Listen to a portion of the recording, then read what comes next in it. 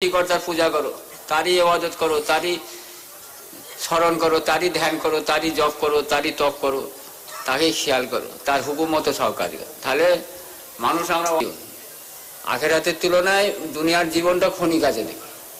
আখেরাত যদি সমুদ্র হয়, দুনিয়ার জীবনে এক বিন্দু পানি হচ্ছে। তাহলে এই দুনিয়ার কোনো আমাদের মরতে হবে।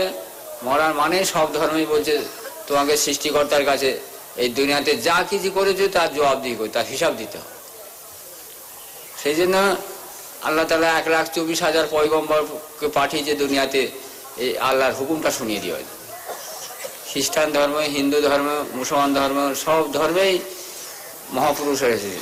তারা কি বলে গেছে? তারা বলছে এক সৃষ্টিকর্তার পূজা করো, তারই ধ্যান করো, তারই জপ করো, তারই তপ করো এবং তার হুকুম মতো কাজ করো। যদি এর মধ্যে থাকে মানুষ, তাহলে শয়তান তাকে বিরাস্তা করতে পারবে না।